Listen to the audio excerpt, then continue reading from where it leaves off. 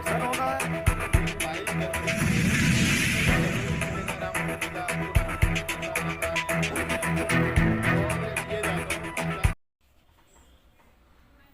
नमस्कार, न्यूज़ अड्डा की इस खास पड़ताल में आपका स्वागत है। मैं हूं आपके साथ शकील सिद्दीकी।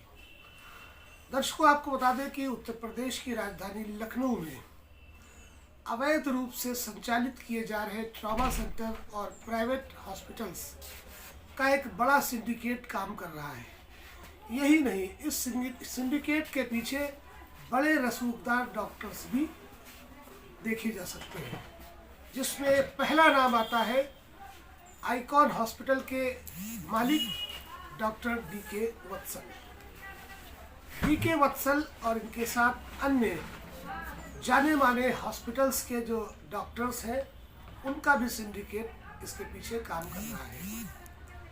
मामला आपको बता दें क्या है कि एक वरिष्ठ पत्रकार, समाजसेवी, सोशल एक्टिविस्ट को समाचार पत्रों में खबर छपवाकर अपने रसूख के बल पर उन पर यह आरोप लगाया है डॉक्टर डीके वत्सल ने कि शमीम अहमद, जो एक समाचार पत्र के संपादक भी है, वो लखनऊ विकास प्राधिकरण के इंजीनियरों के साथ मिलकर उन्हें ब्लैकमेल कर रहे हैं, जबकि इसके कोई साक्ष्य नहीं मिलते हैं। इस मामले को जब दैनिक जागरण अखबार ने इस खबर को छापा तो ये मामला शमीम अहमद के संज्ञान में आया और उन्होंने इसके लिए जानकीपुरम थाना में एक दरख्वास्त दी। जो आरोप डॉक्टर डीके वत्सल ने लगाए हैं वो पूरी तरह से निराधार है, उसका कोई मतलब नहीं है। ना तो डीके वत्सल की कभी शमीम अहमद से कोई बात हुई और ना ही शमीम अहमद ने डीके वत्सल से किसी तरह का कोई वार्तालाप किया है। एक समाज सेवी के रूप में काम कर रहे हैं शमीम अहमद, एक पत्रकार है और पत्रकार होने के नाते जहां पर भी कुछ अनुचित दिखता है तो ये पत्रकार का धर्म होता है कि उसे समाचार पत्रों में जगह दी जाए। इस मामले को लेकर लखनऊ पुलिस की कार्यशैली पर भी बड़े सवाल खड़े हो रहे हैं। शमीम अहमद ने जब थाना जानकीपुरम में इस प्रकरण को लेकर एक दरखास्त दी इसकी जांच के लिए, तो जानकीपुरम थाना के एसएचओ का जो जवाब था वो भी चौंकाने वाला था। जानकीपुरम थाना के एसएचओ का ये कहना है कि किस आधार पर डॉक्टर डीके वत्सल की जांच की जाए, जबकि दैनिक जागरण में वो समाचार छपा और दरख्वास्त के जरिए शमीम अहमद ने अपनी पूरी बात बताई। उसके बावजूद जानकीपुरम थाना एसएचओ डॉक्टर डीके वत्सल के पक्ष में खड़े नज़र आ रहे हैं। उनकी ऑडियो रिकॉर्डिंग से भी पता चलता है, जब कोई शिकायत करता है, कोई वादी होता है, तो वो अपनी बात पूरी रखता है, जबकि एसएचओ जानकीपुरम का ये कहना है कि वादी ने संपर्क नहीं किया। दूसरी चीज़, मुख्यमंत्री के जन सुनवाई पोर्टल पर जब ये शिकायत दर्ज कराई गई, जो आख्या प्राप्त हुई, उस आख्या में जो लिख कर आया उसमें ये लिखा जा रहा है कि वादी शमीम अहमद को फ़ोन द्वारा संपर्क किया गया लेकिन उनका फ़ोन नहीं उठा, जबकि वादी के द्वारा कई बार जानकीपुरम थाना एसएचओ को संपर्क करने का प्रयास किया गया। तो ये झूठ और निराधार पर पूरी तरह से मामला है। वैसे भी लखनऊ पुलिस की कार्यशैली पर कई बार सवाल खड़े हुए हैं, किस तरह से वो आरोपियों को एंटरटेन करती नज़र आ रही है। पूरा मामला क्या है, हम सीधा रुख करेंगे शमीम अहमद की तरफ से। बहुत बहुत स्वागत है।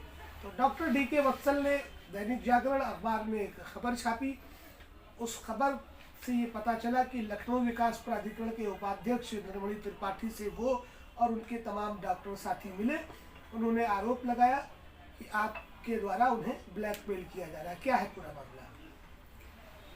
जी, पूरा मामला हमको दैनिक जागरण समाचार पत्र में प्रकाशन खबर के अनुसार पता चला कि मेरे ऊपर जो डॉक्टर डीके वत्सल व अन्य डॉक्टरों ने आरोप लगाए हैं कि पैसे की डिमांड की जा रही है इनसे अवैध रूप से, और कि इनके द्वारा पैसे का इंजीनियरों से मिली भगत करके मांगा जा रहा है अवैध रूप से। तो उसी खबर का हमने जांच कराने के लिए माननीय मुख्यमंत्री जी के पोर्टल पर शिकायत की थी, जिसके उत्तर में SHO जानकीपुरम ने हमसे वार्ता करी, जिसकी रिकॉर्डिंग हमारे पास सुरक्षित है।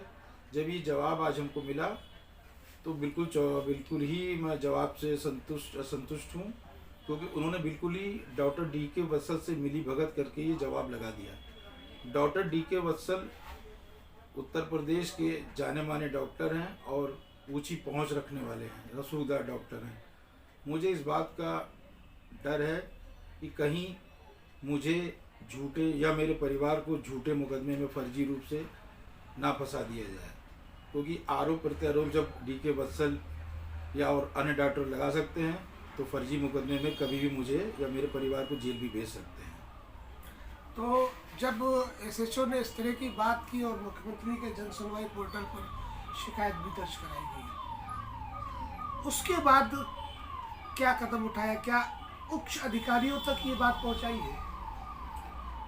जी, अभी मुझे जवाब मिला है।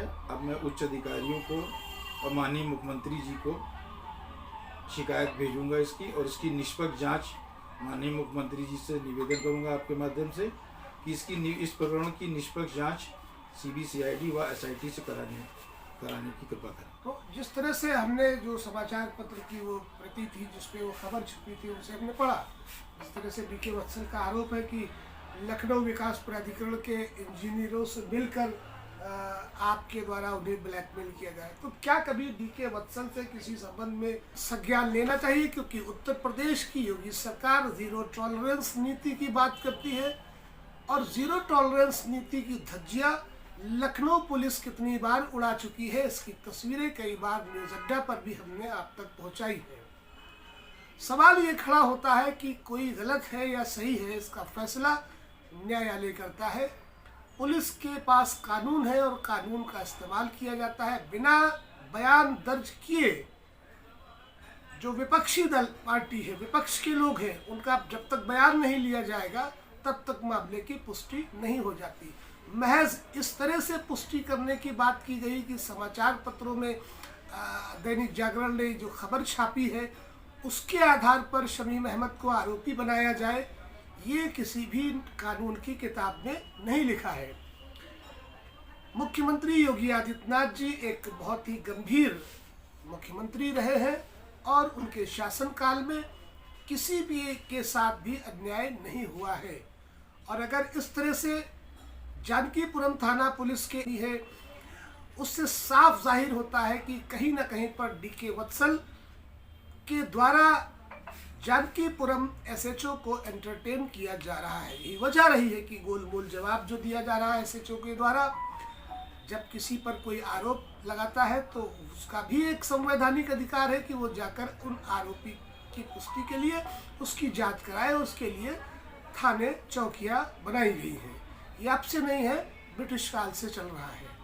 तो अब सवाल ये खड़ा होता है कि उत्तर प्रदेश के मुख्यमंत्री योगी आदित्यनाथ जी ऐसे मामलों पर किस तरह से पुलिस पर शिकंजा कसते, और मैं पहले कह चुका हूँ कि राजधानी लखनऊ में अवैध अस्पतालों का एक बड़ा सिंडिकेट काम कर रहा है, और जिसके पीछे DK वत्सल और तमाम ऐसे अन्य जो रसूखदार लोग हैं वो खड़े हुए हैं और पैसे के बल पर, अपने रसूख के बल पर मामलों को दबा दिया करते हैं।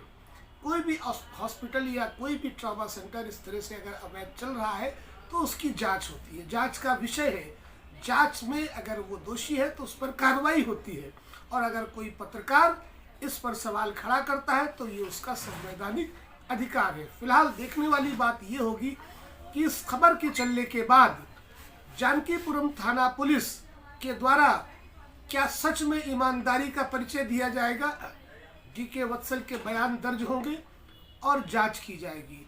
जांच में अगर शमीम अहमद दोषी पाए जाते हैं तो संवैधानिक रूप से उन पर आरोप बनता है, तो उसके सजा के वो पात्र हैं। और अगर DK वत्सल के द्वारा अनैतिक रूप से, असंवैधानिक तरीके से किसी पर आरोप लगाया जाता है तो कानून में तमाम ऐसी धाराएं हैं, मानहानि का